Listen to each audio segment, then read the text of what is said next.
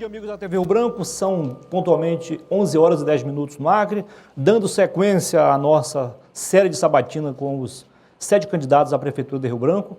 Apresentamos hoje a entrevista, a sabatina, com o empresário Jarbas Soster, candidato à Prefeitura de Rio Branco pelo Avante. Mais uma vez, o Tião Silva, apresentador do Bom Dia Rio Branco, estará com a gente. Seja bem-vindo. Tião, bom dia. Bom dia, Muniz. Bom dia, o candidato Jarbas Soster. É um prazer estar aqui mais uma vez para essa rodada de conversa com nossos candidatos à Prefeitura de Rio Branco. Muito bem. Para fazer diferente, normalmente o apresentador faz, desculpe aí a redundância, a apresentação do candidato. Então, para ficar mais natural, Jarbas Soster, eu só sei que ele é empresário, acreano por opção, e que, ao lado do pai dele, da família, comanda uma empresa antiga, do ramo de construção civil. Depois ela foi para material de construção, foi para a construção civil. Tem outras empresas também do ramo, geram emprego e renda para o Acre, os acreanos, não só aqui em Rio Branco, mas também em outras cidades. Seja bem-vindo ao programa, bom dia, faça a sua apresentação inicial. Bom dia, Muniz, bom dia, Tonho Silva, bom dia ao empresário Narciso Mendes, a todos os colaboradores da TV Rio Branco. Obrigado pelo espaço aqui hoje concedido. Eu quero me apresentar a toda a população de Rio Branco, aos munícipes de Rio Branco. Eu sou Jarbas Soster, sou empresário, sou filho do ex-deputado estadual Valdomiro Soster, que fez o mandato lá entre 99 ao ano de 2002. Ele resolveu desistir da vida pública e continuar a vida empresarial. Nós estamos hoje com mais de 30 anos de atividade empresarial no nosso estado. Graças a Deus, apesar de todas as intempéries, de todas as dificuldades, de todas as crises econômicas que o nosso estado, o nosso país enfrentou, a gente continua prosperando, a gente continua investindo no nosso estado. Hoje nós temos aí mais ou menos em torno de 400 funcionários, um pouco mais de 400 funcionários. E a gente tem outras unidades, inclusive em Rondônia, que é originária daqui do Acre. Nós temos uma empresa hoje que é matriz, sede aqui em Rio Branco, no Acre, e temos uma unidade no estado de Rondônia, onde abriu lá uma atividade de mineração, que é responsável hoje por abastecer hoje o nosso estado com um mineral muito importante, que é a pedra, que no passado custava um salário mínimo e por conta dos investimentos que nós fizemos, hoje está 1/5 do valor, bem abaixo do que era comprado naquela época. Só pessoas que tinham muito dinheiro poderiam comprar esse insumo e graças aos investimentos que nós fizemos, hoje nós temos aí a oferta hoje e basicamente em toda a periferia de Rio Branco esse material é utilizado hoje. Eu me motivei hoje, nesse processo que se aproxima, no dia 15 de novembro, a gente organizou o Partido Avante, que é um partido que escolheu um partido pequeno, para a gente fazer um projeto diferente para o nosso município, que tem a ver com todo o estado do Acre, porque 50% da população de Rio Branco mora aqui na nossa cidade. Então, eu analisei toda a conjuntura política, nós acabamos de apoiar o governador eleito Gladys Cameli, a gente discorda de algumas metodologias aplicáveis hoje na gestão do atual governador, e a gente pensou o seguinte, bom, o que a gente pode fazer hoje para ajudar o nosso município, Então, eu quero aí discorrer, no decorrer da nossa sabatina, entrevista, as nossas ideias, Eu quero me apresentar a toda a população de Rio Branco. Eu me chamo Jarbas Soster, sou empresário. Estamos hoje candidato pelo partido Avante 70, é a nossa legenda. Temos hoje 26 candidatos que estão nas ruas e uma coligação que está conosco também, outros partidos, Nós precisamos hoje levar uma outra visão política, uma outra mentalidade política para o serviço público. Esses partidos que estão no governo estão hoje há 30 anos governando o nosso estado e as pessoas conhecem muito bem as suas práticas políticas. Nosso estado falimentou e os responsáveis são esses partidos. Eu não vou aqui nominar pessoas, eu nomino partidos, porque o projeto político é do partido. E se hoje a nossa zona rural está falimentada, se hoje o nosso setor industrial está falimentado, estes partidos, esses projetos políticos têm grande responsabilidade sobre tudo o que aconteceu no nosso estado, em especial na nossa capital, que tem hoje 50% da população que mora aqui. Eu sou pai de 2 filhos, sou noivo, a nossa família hoje praticamente está toda aqui no Acre, a gente investe aqui no nosso estado, na nossa capital.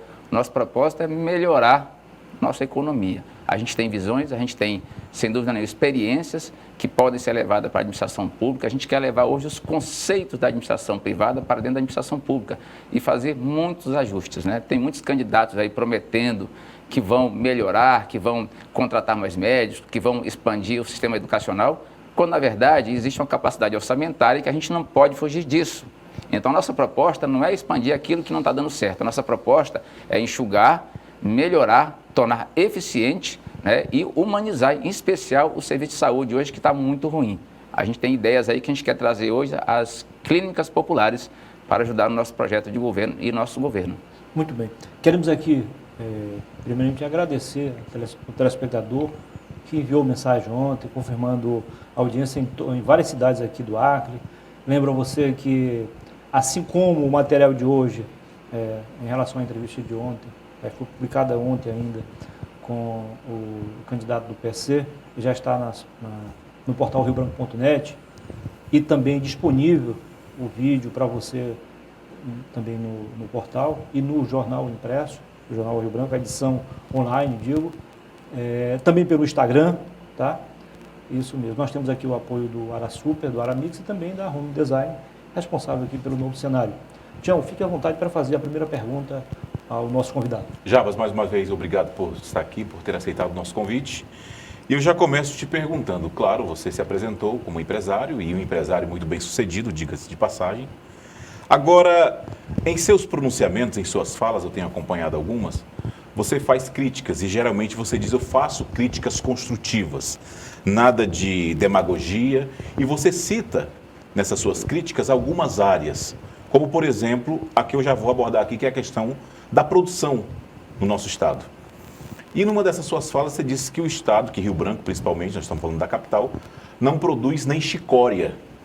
Não é um exagero da sua parte e até um desrespeito, principalmente com aqueles produtores da agricultura familiar que lotam os mercados às 3, 4 horas da manhã, as feiras de bairro que produzem muitas vezes no quintal de casa, não seria um desrespeito de sua parte? Na verdade, Toninho, isso é só uma força de expressão. É para a gente chamar a atenção da população para o que está acontecendo hoje no nosso estado. Se você vai ali no Ceasa, pode ir lá no Ceasa, 90% do que está no Ceasa vem de fora dos grandes centros. 1 quilo de batata hoje chega mais barato do que 1 quilo de macaxeira hoje aqui na nossa cidade, que vem dos grandes centros de mais de 3.000 quilômetros de distância. O que aconteceu é que a nossa zona rural foi destruída, foi abandonada, né? Os colonos hoje formaram, grande parte da periferia do nosso município foi formada hoje por as famílias que deixaram a nossa zona rural. Você anda hoje pelos polos agrícolas, você anda hoje pelos ramais, o que você mais tem de pedidos lá, daquelas pessoas que moram lá, é ramal para poder escoar produção. O que está acontecendo hoje é que as pessoas não produzem, eu tenho dito isso, exatamente porque não tem o apoio tecnológico, não tem apoio de ramais, falta algumas infraestruturas necessárias, por exemplo, uma energia de qualidade, energia que chega hoje na zona rural, só alimenta bico de luz. Não então é o poder público que não dá o suporte para o produtor. Sim, o poder público hoje ele falha muito, né? Nós tivemos aí o governo da Frente Popular, que ele focou em investimentos urbanos, né? Então nós passamos uma era aí de mais ou menos 20 anos de foco, né, no investimento urbano, né, na melhoria urbanística da cidade. E a zona rural foi abandonada, que não era a prioridade do governo passado, né? Nós temos a proposta do atual governo que se elegeu, que é fortalecer a zona rural. Só que até o momento, nós já fazem 2 anos e a gente não conseguiu avançar nesta área, né? Nós temos aí as pontes envelhecidas, tem caminhão caindo das pontes velhas. Nós precisamos substituir essas pontes velhas por pontes de concreto. Eu até fiz uma crítica esses dias agora, porque anunciaram, através de uma emenda parlamentar do deputado federal Alan Rick, a construção de um viaduto aqui na Ceará. Eu, governante, não faria este viaduto, sob hipótese alguma. Por quê? Eu pegaria esses 22 milhões e colocaria hoje na zona rural para fazer pontes para os colonos, né, que é um clamor hoje de quem mora na zona rural, a necessidade de ramais. Então, esse investimento que está anunciado aí no centro da cidade, ele pode esperar. Será que nós, como cidadãos urbanos, não podemos esperar 5 minutos numa fila e proporcionar às pessoas que estão na zona rural, exatamente para produzir a chicória, a banana, a macaxeira, todos os itens hoje que vão para nossas mesas, dar esse suporte aos colonos e esperar um pouco? Nós podemos esperar. O que é 5 minutos na fila? O que é mudar um pouquinho os horários, né? Mas esses recursos, muitas vezes, eles têm um destino certo. Esse recurso ele pode ser que tem que ser investido realmente na infraestrutura, na mobilidade urbana e não na questão da produção. Então, mas nós temos que olhar hoje para a proposta do governo que se elegeu, né? É produção, agronegócio. E você não faz agronegócio dentro da cidade, na Avenida do Ceará.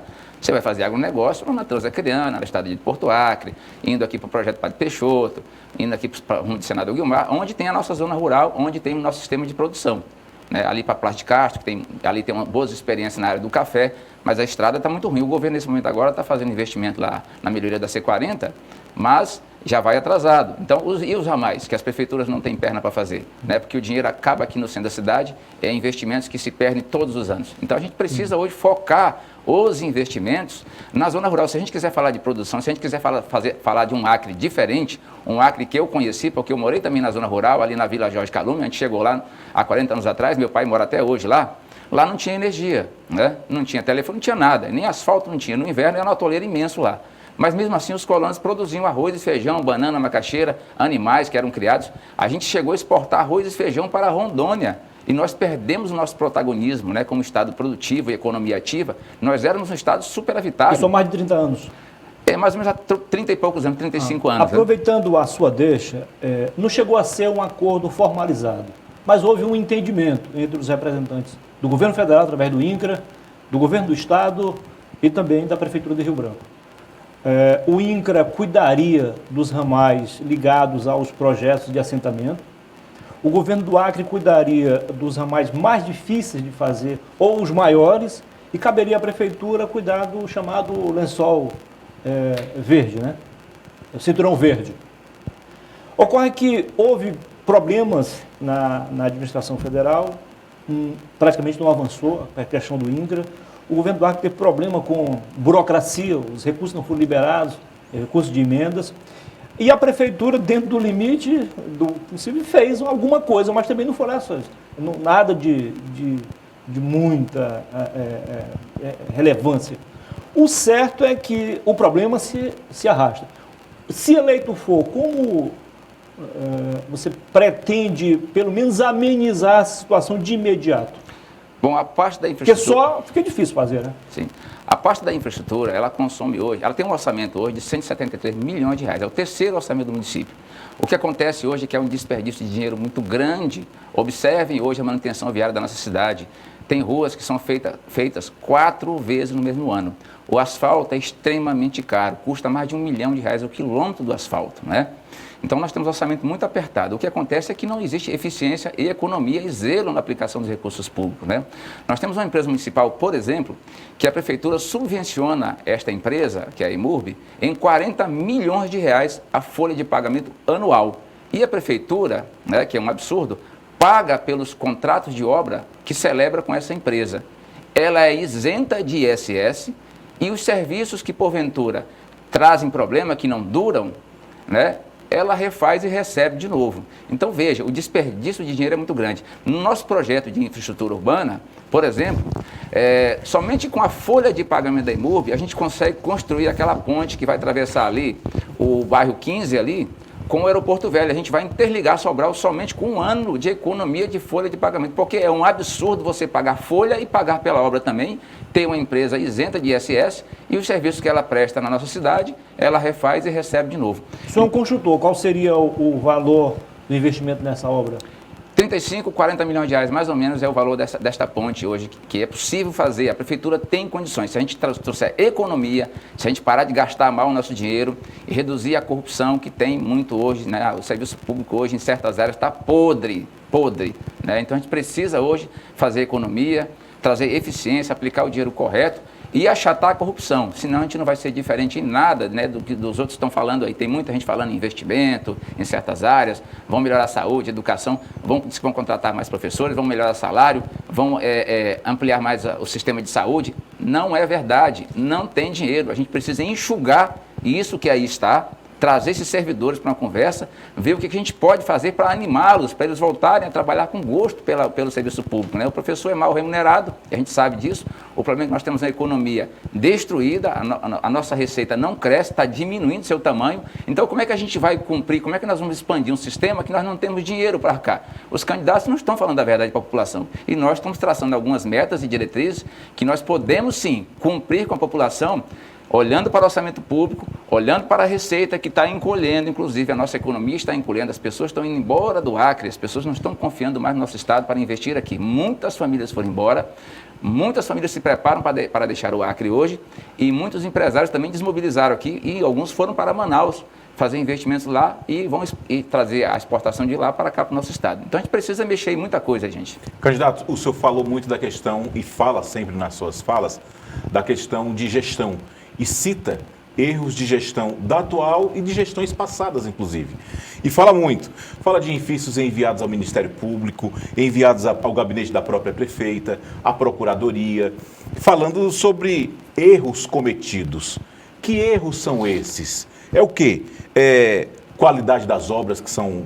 Estou falando agora da questão da infraestrutura, que Sim. é a sua área.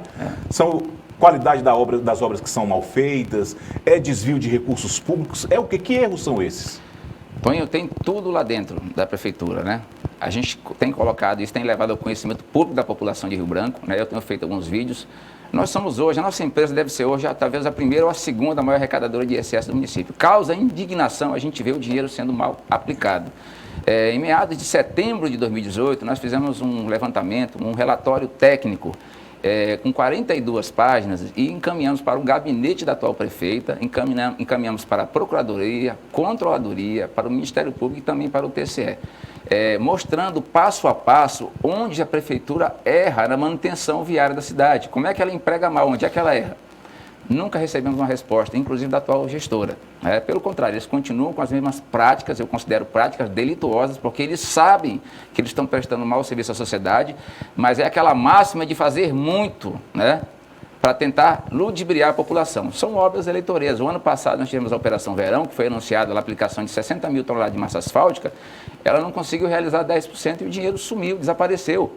E os serviços que foram realizados se perderam todos no inverno, né? Então, a prefeitura hoje recompõe grande parte daquilo que foi feito ano passado. O que acontece é que nós sabemos que os recursos realmente são muito escassos, mas alguns serviços nós podemos ter pelo menos uma duração de 5 ou 6 anos. O que acontece é que muitas vezes certos serviços são feitos hoje e amanhã já está sendo destruído, ou semana depois, ou um mês depois. Há muitos casos. A gente não precisa ser engenheiro, a população vê na nossa cidade o que está acontecendo na malha viária. E tem mais.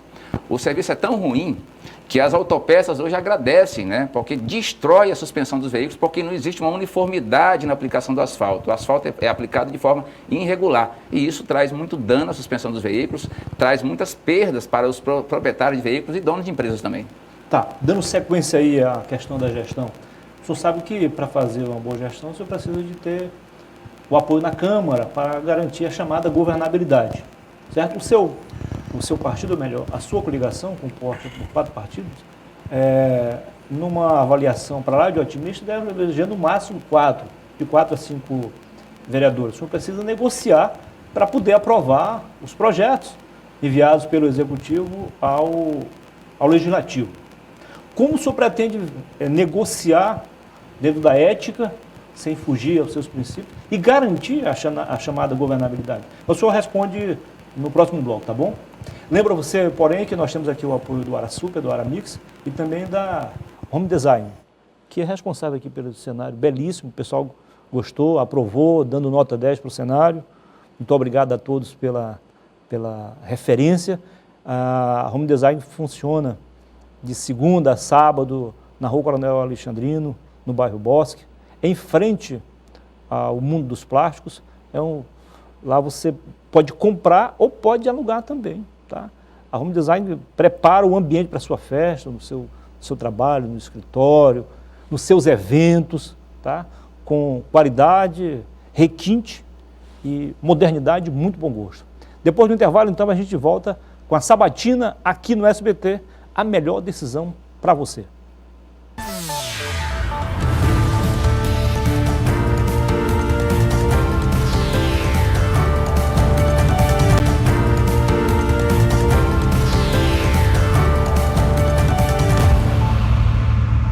Estamos de volta com a segunda parte da Sabatina de hoje, o segundo dia de Sabatina aqui na TV Rio Branco, Canal 8, SBT. A melhor decisão para você, com o apoio do AraSuper, do Aramix e também da Home Design. Jarbas Soster é o nosso convidado de hoje, fique à vontade para fazer a pergunta. Só para implementar ainda mais, você vai ter que negociar, ser eleito, com no mínimo de 8 a 10 partidos para garantir a governabilidade. E aí, o desafio? Bom, isso é muito natural de todo eleito, né, para o Poder Executivo. Você não é unânime nas urnas, né? Você tem partidos que vão eleger vereadores, isso é muito natural. A nossa coligação deve fazer mais ou menos essa quantidade de vereadores que você citou. São 4 partidos, né? 4 partidos, né? E a gente, sem dúvida nenhuma, vai ter que correr atrás, né, para manter a governabilidade, como muito se fala no país, né? O presidente Jair Bolsonaro, no início, né, de seu governo, ele conduziu até um certo momento, mas as coisas começaram a fechar, né? E aí ele teve que sentar com os partidos e, naturalmente, abrir espaço, porque isso é muito natural da democracia, né? As pessoas têm uma visão um pouco diferente em relação a isso, mas a gente tem que ser muito claro em relação a essas questões de natureza do parlamento, né? Porque o parlamento, ele vota orçamento, ele vota leis, né? Tem ali as comissões, né, de infraestrutura, orçamento, enfim. Tudo isso passa pela mão dos vereadores e a gente precisa ter um diálogo, sem dúvida nenhuma, independente de quais forem os partidos, né? A gente vai ter que buscar ali uma governabilidade, porque a gente tem muitos projetos de lei que nós queremos mandar para a Câmara Municipal de Rio Branco, como Zona Azul, como o próprio, o que eu tenho falado por aí, né? Nas nossas entrevistas, nossa caminhada, né? O nosso plano diretor hoje, ele impede a livre iniciativa, o nosso Código de Obras também impede investimentos. Nós temos a questão aí do lixo, nós temos a questão do transporte público, tem muita coisa que a gente quer reformular para gerar emprego aqui na nossa cidade, que é o que está mais difícil hoje, né? Porque o dinheiro está indo tudo embora, né? O setor rural está falido, o setor industrial está falido, então sobrou o quê? O dinheiro que corre ali por dentro da prefeitura. Só que tem empresas de fora levando esse dinheiro embora, e a gente quer que esse dinheiro do transporte público, coleta do lixo, Zona Azul, dentre outras áreas, fique aqui no nosso município. E, naturalmente, nós vamos precisar, sem dúvida nenhuma, do parlamento, entendendo que essas nossas soluções que nós queremos levar para a Prefeitura Municipal de Rio Branco sejam as mais viáveis para gerar o emprego que as pessoas estão tanto pedindo hoje para os nossos políticos e para nossos governantes. Agora, candidato, apenas pegando um gancho aí da pergunta do Muniz com relação a essa relação da sua possível administração com a Câmara de Vereadores, é claro que um bom gestor, né, municipal tem que ter a relação com a Câmara, mas também tem que ter uma boa relação com outras entidades, com outros órgãos. E aí eu vou insistir mais uma vez na questão das suas críticas, que tem muitas vezes ofendido instituições, órgãos.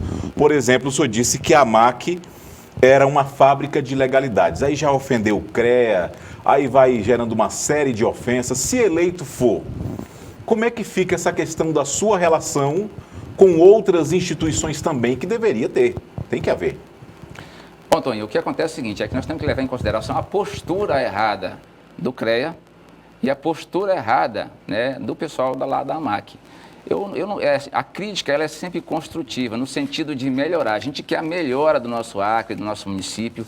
E quando eu fiz essas críticas, é porque eu tenho os elementos na mão para provar o que eu estou falando. Então, por que fazem as coisas erradas? Por que fazem um projeto para fazer uma determinada infraestrutura em determinado município? Não é o caso aqui do município de Rio Branco, porque o município de Rio Branco tem sua bateria de técnicos própria e ele faz os seus próprios projetos. Mas a AMAC é responsável hoje por grande parte dos projetos que vão para os municípios. E é uma coisa absurda o que a gente vê lá, né? A gente tem que ficar, o prefeito com a mão na cabeça, tentando fazer um ajuste para poder concluir a obra, porque muitas vezes faltam itens importantes para garantir a qualidade da obra.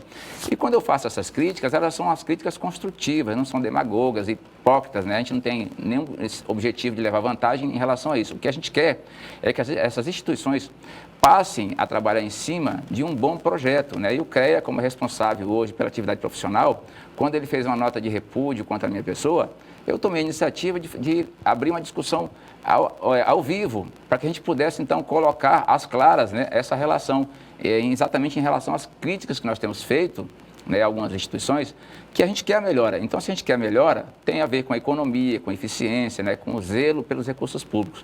E essas entidades têm uma responsabilidade muito grande na aplicação dos recursos, inclusive de emendas parlamentares, que vêm para cá, para o nosso município, de deputados, né, que conseguem emendas parlamentares para os municípios. E quando essas obras são realizadas, muitos dos itens importantes hoje para garantir a qualidade da obra não estão lá dentro do projeto. E aí começa o prefeito a ter dificuldade, porque ele não tem receita própria para complementar o que é necessário para ter uma boa obra, para ela ter uma durabilidade, pelo menos dentro do prazo limite da lei, que é 5 anos. Então é isso que a gente tem feito. Quando o senhor fala dessa questão de receita própria, aí já vem a questão do orçamento. O senhor tem conhecimento do orçamento do município? Este ano, né, ele deve chegar a casa de um pouco mais de R$1 bilhão, né? O ano passado foi menos de 1 bilhão, esse ano deve chegar a casa de 1 bilhão. Não, foi o inverso. O desse ano é 1 bilhão e 200. O do ano que vem é que é menos de 1 bilhão, 928 milhões. Na verdade, assim, teve alguns ajustes, né? Mas assim, para o ano que vem é essa cifra, né? O que acontece, assim, é que normalmente esse orçamento nunca é cumprido na sua íntegra, né? Porque faltam receitas, né? Nós temos aí o primeiro orçamento do município, que é a educação, o segundo é a saúde, o terceiro é a infraestrutura. Depois dessa ladeira, né, vai para algumas áreas. E o social praticamente não tem nada, né? Você vê ali, em especial, alguns bairros aí hoje, né, a parte assim de esporte, lazer, cultura, praticamente já não existe mais, né? Tem muitas quadras abandonadas. Nós temos ali, inclusive, a cidade do esporte, que foi feita ali na Amadeu Barbosa, está no meio do mato, já passou fogo por lá, enfim. Não há recurso, não há dinheiro, né? E a gente tem que colocar a realidade para a população. Nós precisamos incrementar nossa economia e essa é a grande dificuldade hoje dos governadores, é atrair investimentos, é fazer com que o acreano seja estimulado a empreender, né? Porque no nosso município, no nosso estado, no geral, as pessoas são preparadas nas faculdades para prestar concurso público. Elas não são preparadas para serem empreendedoras. E a gente quer mudar essa lógica, né, de que a gente possa preparar as pessoas hoje para empreenderem. Então, o próprio plano diretor da cidade, hoje, ele impede que a pessoa abra uma empresa na sua casa, numa zona habitacional. Eu até citei um caso de um secretário do governo do Jorge Viana, um forte secretário, que fez uma fábrica ali na saída de Rio Branco, e ele teve lá o projeto aprovado, o alvará concedido, trabalhou lá durante alguns anos, e aí mudaram o plano diretor da cidade, que fica ali em frente, ali o parque industrial, que tornaram aquilo lá uma zona habitacional, e fizeram ele arrancar a fábrica de lá. Ou seja, isso é um absurdo, né? Então, à medida em que as leis retroagem para prejudicar o cidadão, quem é que vai querer investir num estado como esse, que as leis retroagem, né, em detrimento para prejudicar hoje o investimento? Então, fica muito difícil hoje as pessoas serem estimuladas, as pessoas terem coragem de pegar suas economias hoje e colocar num pequeno negócio no ar, porque a taxa de mortalidade aqui é muito alta. Quando o senhor fala da questão de que não há recursos, não há dinheiro, na linguagem mais popular, aí conhecendo os recursos que o próximo prefeito vai ter que trabalhar, né, vai ter disponível para poder fazer ali as obras, para poder gerir a cidade, o senhor mesmo assim quer ser prefeito e vai conseguir resolver os problemas de Rio Branco, que o senhor conhece, porque está andando em campanha, com esses valores que vai ter em caixa? Então, o que a gente tem falado é o seguinte, a gente tem que trabalhar hoje com eficiência e economia. E eu tenho falado nas minhas andanças, inclusive nos meus vídeos, nossas críticas, que o desperdício de dinheiro público é muito grande. E tem uma corrupção hoje que domina alguns setores, né, do serviço público. A gente quer atacar isso. Atacando isso, a gente vai ter, sem dúvida nenhuma, recursos para investir em certas áreas que a prefeitura nunca chega, né? Nós temos anunciado pelo governo federal, né, o PL 2630, que é o Pacto de Saneamento, né? Ou seja, é o Marco do Saneamento, desculpa. Com isso, o governo federal quer colocar 450 bilhões de reais em saneamento básico. Nós somos compromissados com a OMS, né, até 2033, de levar 99% de água potável a todos os cidadãos e 90% do saneamento básico. Nós estamos longe de cumprir essas metas. Nós sabemos, não somos hipócritas para dizer, vamos resolver Rio Branco, como muita gente está falando aí, que vai pavimentar Rio Branco todo. É uma mentira. Não tem recursos para isso. A cidade está destruída, está detonada, né? Então a gente... Já que o senhor falou dessa questão do saneamento básico, vamos falar do DEPASA então, porque o DEPASA está sob responsabilidade do Estado. Qual o seu pensamento? Deve retornar para o município ou deve ser privatizado, deve permanecer sob a responsabilidade do Estado?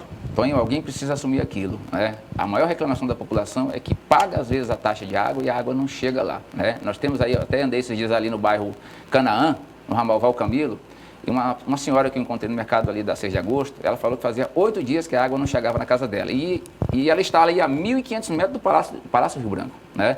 Então nós temos um problema hoje de investimento, logicamente, né? Esse sistema está envelhecido, faz mais de 30 anos, 35 anos que foram feitos serviços e investimentos nessa área.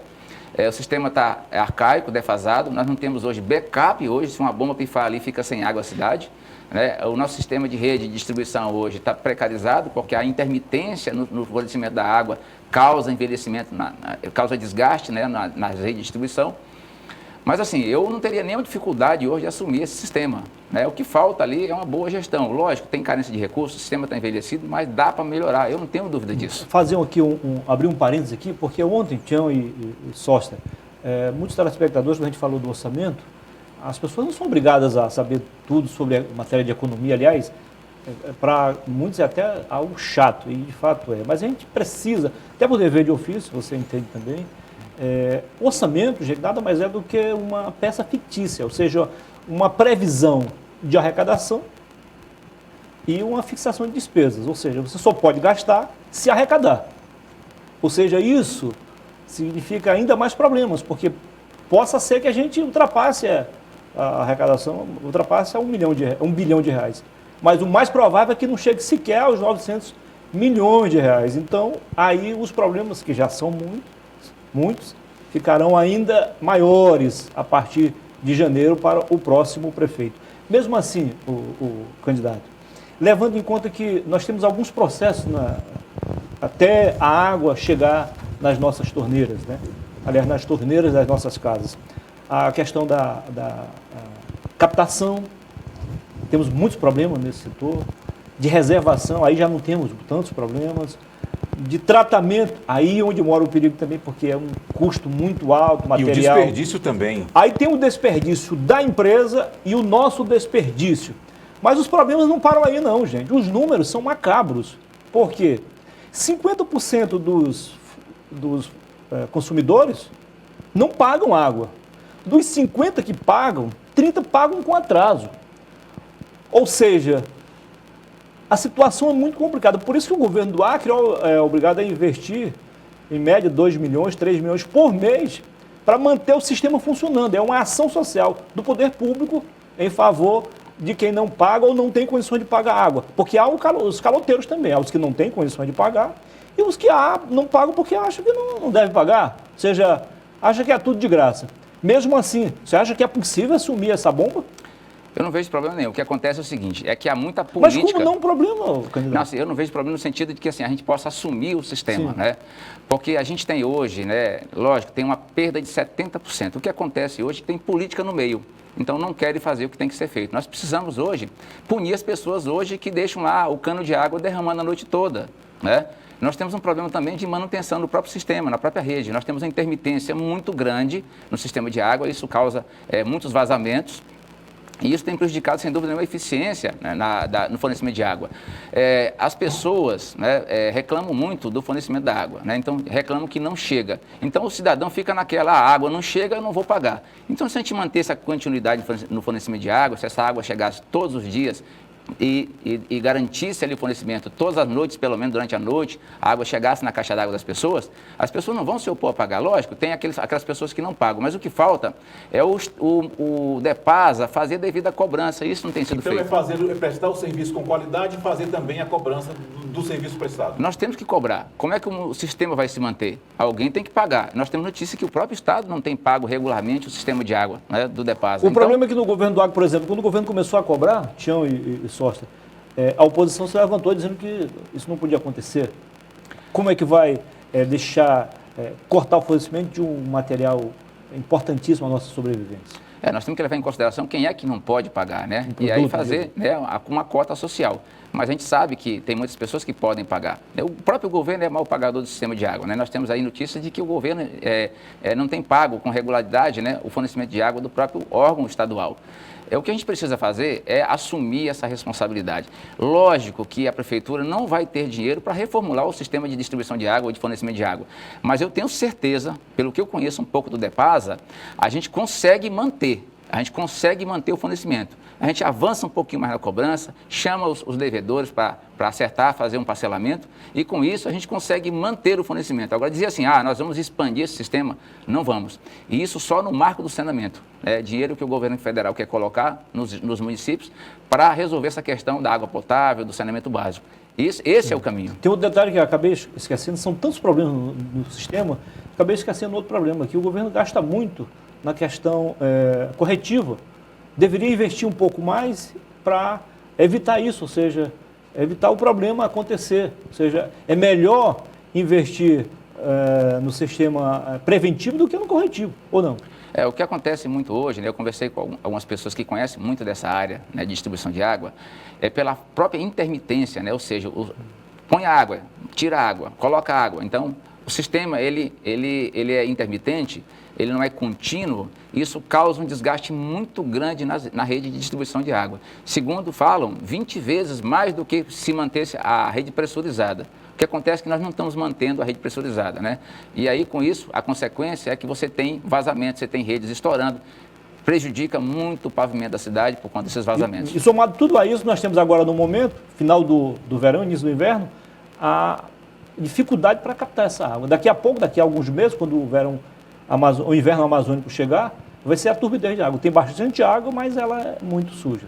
Ou seja, mais difícil ainda. Nós temos um rio bastante turvo, né, bante material ali, silt, né, que vai ali, as bombas captam, né, e esse sistema de decantação, ele é caro, né, nós temos que aplicar muitos materiais para poder fazer uma água de qualidade, né, eu soube aí recentemente que o Depasa estava fornecendo água com uma qualidade inferior àquela que deveria ter sido fornecida, né, isso consta em alguns relatórios internos, lá me falaram sobre isso, né, algumas pessoas que são do setor. Isso é muito triste, né? A gente saber que hoje a água, né, é um dos principais elementos hoje que tem a ver com a saúde pública, né? Eu vi uma nota técnica, a água sai de lá limpa, mas não chega limpa porque tem um processo, em alguns momentos a tubulação é paralelo à rede de esgoto e aí há problema. Fala-se do próprio tratamento mesmo, da dificuldade de materiais em si, né? Nós temos aí uma captação em média de 1.600 litros de água por segundo, esses dias estava em torno de 1.000, frequentemente o sistema está oscilando, né? Nós estamos no limite exatamente do fornecimento de água. Nós temos um desperdício muito grande, eu quero citar um exemplo, lá do bairro João Paulo, na Sobral. Uma época nós entramos lá e a gente fez um trabalho naquela região, a gente encontrou uma adutora de água de 80 milímetros que estava vazando água há 7 anos naquele local. Achava-se que era uma mina de água lá, que era uma nascente de água. Na verdade, era a água do sistema, que vazava lá há mais de 7 anos. Então, o desperdício realmente é muito grande, né? A gente precisa resolver essa questão de desperdício, chamar hoje as pessoas que estão hoje em débito com o sistema, né, e fazer um parcelamento e começar a investir, assim, pelo menos na qualidade, né, na distribuição, manter a garantia, porque você mantendo a água, o cidadão fica mais animado em pagar, né? É o mesmo caso da própria taxa de iluminação pública hoje, né? As pessoas não são servidas, mas está lá na conta de energia R$17, R$18 para serem pagos, né? Tem pessoas há mais de 10 meses, antes da pandemia, eu encontrei pessoas reclamando que a taxa de iluminação pública é paga, mas a lâmpada está lá no poste e não é trocada, né? Então, tem muita coisa para fazer, muita coisa para melhorar. O próprio sistema de iluminação pública, eu quero fazer aqui uma parte aqui. No meu ponto de vista, esse empréstimo que foi tomado aí de 46 milhões de reais não deveria ter sido feito sob hipótese alguma. A prefeitura tem 500 mil reais limpo por mês, que ela é da arrecadação da taxa de iluminação pública. Não precisava ter tomado empréstimo. Com 500 mil reais por mês, dava para ir trocando as lâmpadas que fossem queimando por outras novas, inclusive lâmpadas de LED. E tem mais um detalhe, né? Quando a gente faz uma cotação de preço hoje da lâmpada de LED, você compara com o mercado, eu fiz uma cotação na loja local aqui, com preço já com frete, imposto, ICMS, tudo pago, essa lâmpada está R$ 498, a lâmpada de 150 watts. E esta mesma lâmpada, na planilha orçamentária, está sendo paga a R$ 830.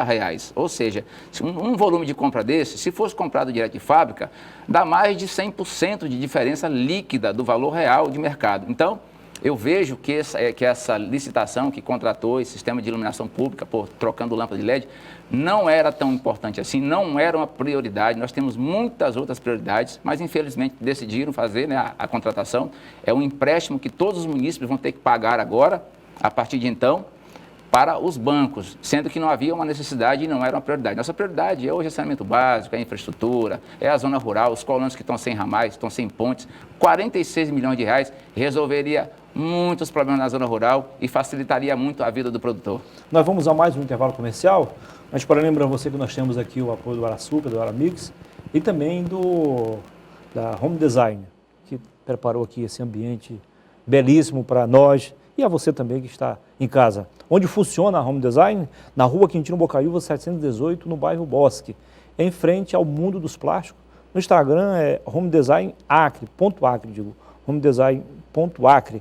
Telefone 3223-5604.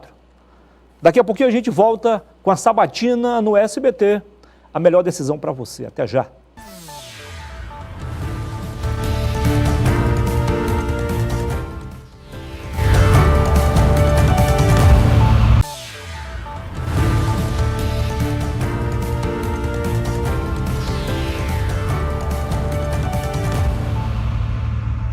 Voltamos com a terceira e última parte da nossa sabatina de hoje, segundo dia de sabatina, ao vivo aqui na sua TV Rio Branco, canal 8.1 SBT.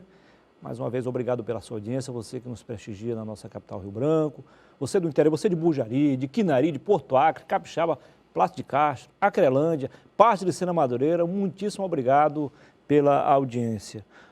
Agradecemos aqui a você que está a nos enviar mensagens, né?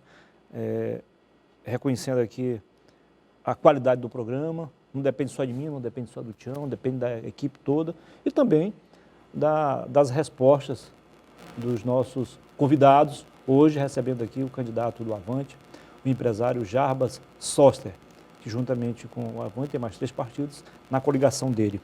Lembrando a você que nós estamos ao vivo também no Instagram da TV Rio Branco, TV, _ e Jornal ORB. Você vai lá, assiste, se não tem um televisor aí pertinho, vai lá no telefone, no celular e se liga aqui no programa. Temos apoio do Arasuper, do Aramix e também da Home Design, responsável por esse belíssimo cenário. Tião Silva, Já, próxima pergunta. Esse nosso último bloco é mais curto, né? Mais curtinho. Estamos caminhando para o final. É. E aí eu te pergunto, dentro do teu plano de governo, o que você traz para a área da saúde e da educação e mais precisamente para a saúde? Porque além da crise financeira que o país atravessa, temos ainda essa crise sanitária, essa questão da Covid-19. O Estado, o município, o mundo tem que se preparar para esse período pós-pandemia. O que você traz dentro do seu plano de governo para tudo isso? Bom, Toninho, muitos candidatos têm falado que vão contratar mais médicos, expandir o sistema de saúde, o que não é uma verdade, né? Se constitui uma mentira. Por quê? Porque o orçamento não cabe em expansão. A nossa proposta de governo, a gente quer levar eficiência e economia e fazer o ajuste no que já está aí e que funciona muito mal, que a população reclama nos 4 cantos no que diz respeito à saúde, né, que hoje é a grande reclamação da população. Fala-se em 30 mil pessoas esperando consultas. A nossa ideia é enxugar esse sistema, chamar os profissionais para uma conversa, ver onde é que a prefeitura pode ajustar, dentro das suas capacidades orçamentárias, logicamente, mas chamarmos também o setor privado para ajudar, as clínicas populares, né? A gente quer que as pessoas tenham hoje acesso a essas consultas, né? E com as clínicas populares a gente vai zerar estas filas de consultas, que tem pessoas esperando 5 meses por uma consulta, a gente quer zerar no primeiro ano de governo. A gente tem ali analisado o custo hoje de uma consulta numa clínica popular entre 20 a 25 reais. É perfeitamente possível a prefeitura honrar, pagar por esse serviço e, logicamente, a prefeitura só pagará se o cidadão aprovar pelo serviço, se for bem atendido. E quem vai dizer isso é o próprio cidadão. Na área da educação, gente, nós temos aí um orçamento que é o maior orçamento do município e vai muito mal, né? A atual gestora aí, ela tem se vangloriado aí de alguns números na educação, mas não é verdade, né? Diz que o IDEB saiu de 3,7 para 4,3, que não é verdade. Nós temos alunos aí com grande dificuldade no ensino, na área, em muitas áreas. Fala-se aí que os professores muitas vezes reprovam os alunos, né? E às vezes os diretores são obrigados a aprovar alguns alunos. Então há uma dificuldade muito grande. Tem ali a lei 2116, que foi aprovada em 2015 pelo antigo prefeito, né? O que saiu do poder, Marcos Alexandre. Esta lei não está sendo cumprida, obriga inclusive a atual gestora a apresentar relatórios a cada 2 anos, o que não está sendo feito, que era exatamente para monitorar o sistema de ensino, para averiguar, né, os números, né, da qualidade do ensino. Isso não está sendo feito, essa lei não está sendo cumprida. A nossa ideia é chamar este setor, chamar os profissionais desta área e explicar a real situação do município que não está sendo dita. Os candidatos fazem umas propostas mirabolantes, dizem, né, para os profissionais da área de educação, inclusive da área de saúde, que vão fazer um monte de coisas e aí o orçamento não tem pernas para cumprir. E o que acontece? Há uma decepção desses setores. Então a gente quer conversar dentro das realidades, das capacidades orçamentárias, o que nós temos dito sempre. Nós não vamos fazer propostas demagogas, não vamos ser hipócritas, né, para prometer para a nossa população e para os profissionais hoje do serviço público que a gente vai fazer uma coisa totalmente diferente, a gente vai melhorar, a gente quer melhorar o sistema. Está no riobranco.net, na minha coluna de hoje, e acredito que nos outros meios de comunicação. Uma proposta sua, se eleito, vai estabelecer uma tolerância de 40 minutos na Zona Azul. E fala também em anistiar eventuais multas. O pessoal pode acreditar mesmo nisso? Pode e deve, né? A nossa ideia na Zona Azul é que a gente quer criar uma tolerância de 40 minutos, né? A quanto à anistia é uma questão das multas aplicadas, não. O que a gente quer é que a gente não quer mais que o cidadão seja punido, seja autuado. Então, nossa ideia é criar uma tolerância de 40 minutos para a pessoa que quer ir no centro, quer ir na prefeitura, ou algum órgão público, ou quer ir no mercado municipal, no camelódromo, ou seja, quer encostar seu carro no centro. O objetivo da Zona Azul foi rotacionar o trânsito, não foi cobrar as pessoas e punir as pessoas por encostarem seu carro lá. Então, no shopping, tu vai hoje, tu tens lá 15 minutos de tolerância. Tu vai no espaço público, tu não tem tolerância nenhuma e você, se não pagar aquela cobrança ali, você é autuado também. Nosso plano de governo, a gente quer criar tolerância de 40 minutos e não vai ter mais autuação, vai ter uma cobrança progressiva a partir dos 40 minutos. Porque o objetivo da Zona Azul, como eu falei, é rotacionar o trânsito, não é punir as pessoas. Mais alguma pergunta aí, Tião? Transporte público. A gente quer apostar nos modais hoje existentes, né? Nós temos aí o táxi compartilhado, o Uber, o mototáxi. Nós queremos incluir vans e micro-ônibus. A gente quer hoje dar oportunidade ao cidadão para fazer as suas escolhas e gerar muitos empregos. A gente quer evitar que o nosso dinheiro vá embora na mão de empresas que não deixam os recursos aqui no nosso município. E com isso a gente garantir hoje às pessoas empregos, né? Nós temos também na área de transporte coletivo, como eu falei anteriormente, né? O transporte coletivo hoje está prejudicado exatamente por conta de que as pessoas hoje, elas estão esperando em média ali 2 a 4 horas por dia na parada de ônibus. Ampliando esses modais, as pessoas vão ficar muito menos tempo hoje na parada de ônibus, né? Então, o que a gente quer é melhorar este serviço, né? Na coleta do lixo, que eu falei no nosso plano de governo, a gente quer também fazer com que empresas daqui do nosso estado passem a operar esse serviço. Ou seja, nas 10 regionais, a gente quer fazer hoje a coleta seletiva do lixo, dando oportunidade para pessoas e empresas daqui do Acre para que possam gerenciar esse serviço e que esse dinheiro fique aqui. Se a gente quer gerar emprego na nossa cidade, a gente tem que pensar hoje que boa parte do orçamento hoje está indo embora na mão de empresas que não são daqui. Não é nada contra empresas de fora, mas a gente precisa de empresas que deixem o dinheiro na nossa cidade e assim a gente possa criar muitas oportunidades de emprego na nossa capital, no nosso município. Ainda sobre o orçamento, aliás, poucos candidatos, exceto a prefeita, até por dever de ofício, têm falado nessa campanha sobre orçamento. Você rompeu essa barreira. Parabéns. O orçamento da prefeitura, assim como do Estado e da União, é como se fosse assim, vou dar um exemplo mais claro assim para o nosso telespectador ter uma noção mais exata. É como um cobertor curto que você faz a opção, ou cobra a cabeça ou os pés. Não dá para fazer as duas coisas ao mesmo tempo. Mesmo assim, você acha que é possível, o candidato acha que é possível levar esse esse modelo de administração da iniciativa privada para a administração pública? Vamos dizer o que dá certo. A gente tem que levar eficiência e economia. Esse é o ponto-chave na administração pública, né? As pessoas sabem do que eu estou falando, o desperdício de dinheiro é muito grande. Mas, senhor, né? Me permite, rapidinho, o problema é que lá na iniciativa privada, embora algumas empresas tenham essa história assim, nós temos responsabilidade social, mas pouco ou quase nada acontece. E no setor público você é obrigado, por dever de ofício, a investir também no social. Aí não dá para misturar o econômico com o social. Não dá para andar as duas coisas juntas. Então, para a gente atingir algumas áreas, a gente tem que pensar, como eu tenho falado, na economia. Se a gente levar economia, melhorar o processo de compras, né? Nós tivemos aí o caso do álcool em gel, que foi comprado superfaturado, processo fraudulento, já está lá informações, né, que tinham propostas falsas dentro daquele processo, de uma carona de preço que foi tomada na empresa de fora, né, com sobrepreço no momento de pandemia, no momento que as pessoas estavam morrendo, estavam comprando álcool muito mais caro de empresas de fora. Então, quando eu falo de economia, eficiência e achatar a corrupção, é isso. A gente quer melhorar esse sistema de compras e fazer economia. E com essa economia, a gente fazer uma parte desse dinheiro descer hoje para o social que não está descendo e fazer investimento em outras áreas. Nós temos, inclusive, a área da zona rural, que eu não toquei aqui.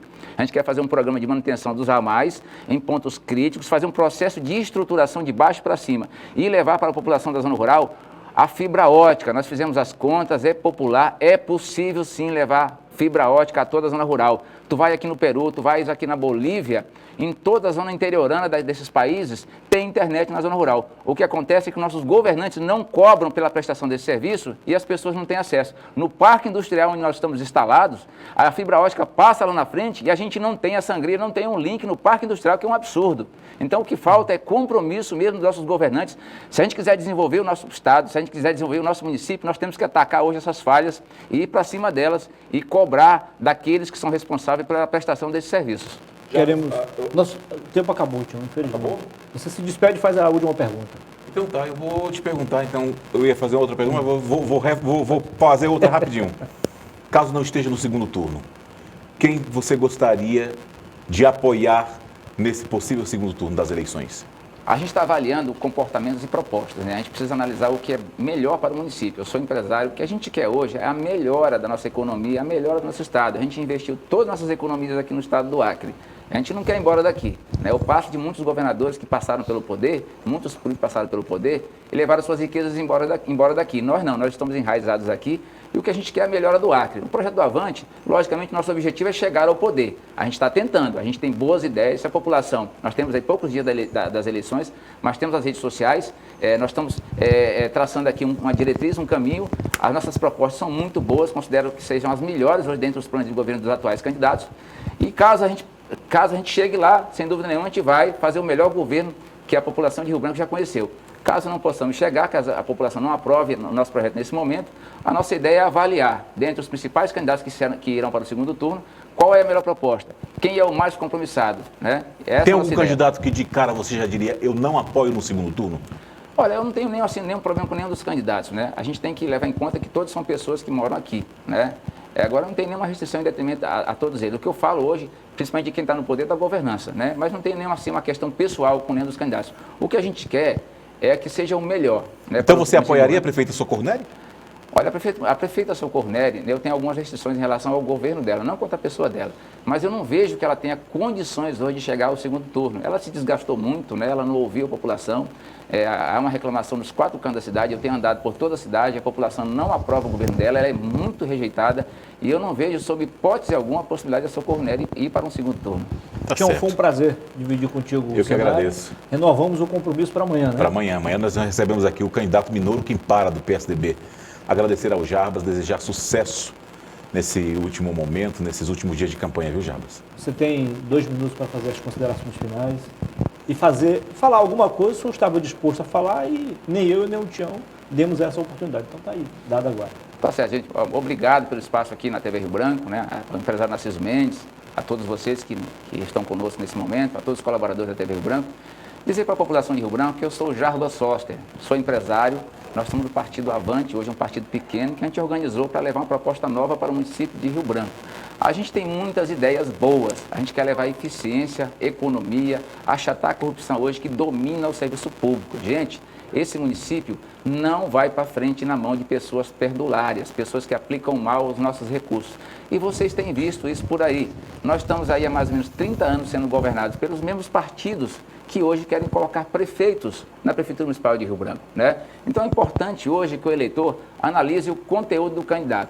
Qual a experiência que esse candidato tem hoje fora do serviço público, né? É preciso que ele comprove isso. Administrou alguma empresa com muitos funcionários, aqui na nossa capital, no nosso estado, tem de fato uma experiência comprovada, onde ele teve que correr atrás do cliente, fazer dinheiro para pagar compromissos com fornecedores, trabalhadores, encargos sociais, romper essas crises todas que nós vivemos no nosso país durante todos esses anos.